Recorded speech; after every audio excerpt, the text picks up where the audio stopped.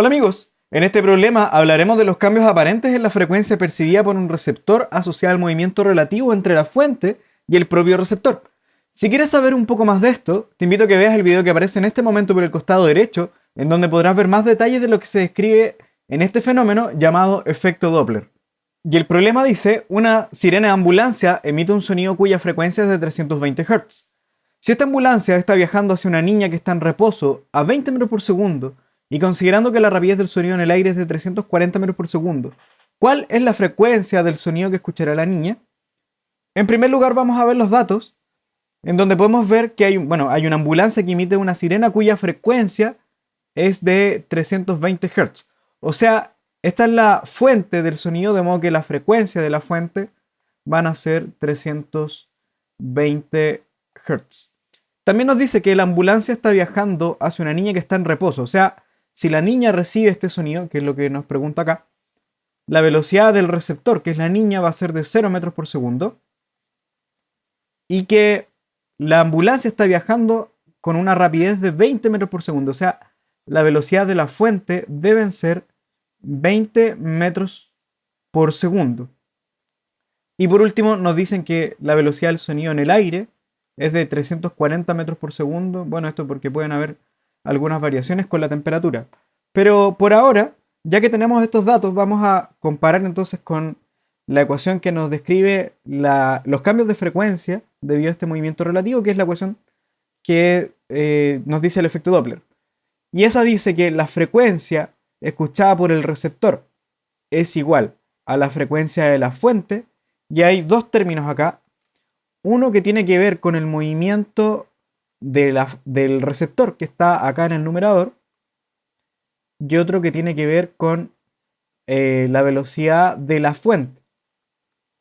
Y nosotros habíamos dicho que teníamos un criterio acá asociado a si se acerca o se aleja. ¿Cómo vemos esta parte?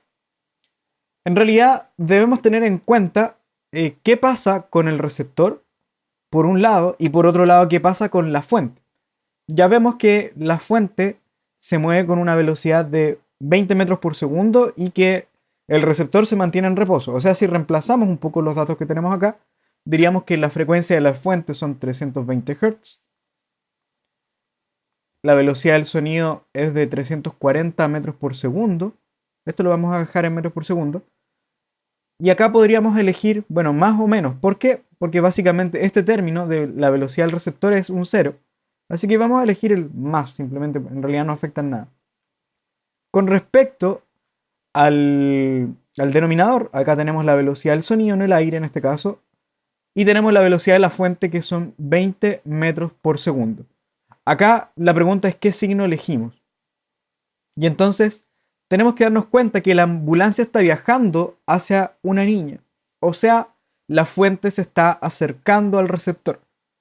Para lo que nosotros sabemos es que cuando se acerca la fuente al receptor, es que la frecuencia debe aumentar. Y para que eso aumente, lo que debe pasar acá es que el denominador, ya que este término involucra solamente el denominador debe disminuir para que este número sea mayor. Y eso entonces está asociado a un signo menos que habíamos visto en el convenio que pusimos al principio. Y entonces con esto ya tenemos claro que la frecuencia debe aumentar.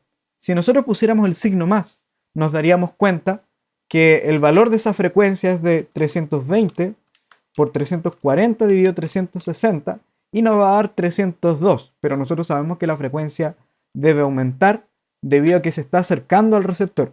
Y por lo tanto, si ponemos esto en la calculadora, nos quedaría 320 Hz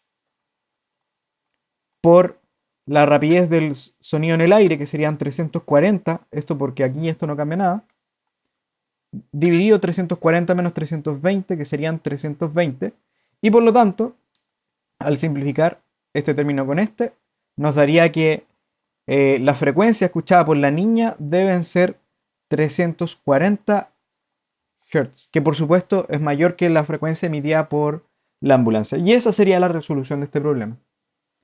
Y bueno amigos, espero que esta pequeña resolución les haya sido de ayuda, y también les quiero dejar una pregunta que me gustaría pudieran responder.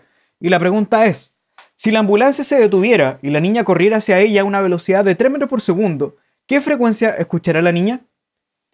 Espero tu respuesta en los comentarios y por cierto, no olvides suscribirte a nuestro canal para recibir las novedades del material que seguiremos subiendo. Cualquier cosa me puedes escribir y nos estamos viendo. Chao, chao, chao, chao, chao, chao.